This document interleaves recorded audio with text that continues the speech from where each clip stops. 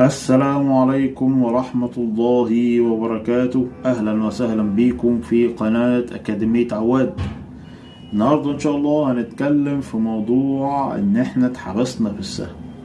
اتحبسنا في السهم يعني إن إحنا اشترينا السهم بسعر عالي، فالسوق نزل فسعر السهم نزل، ففضلنا موجودين في السهم لغاية لما السوق رد وسعر السهم رجع تاني المستوى اللي احنا اشترينا بيه، فطلعنا منه بكيتين او كسبنا منه.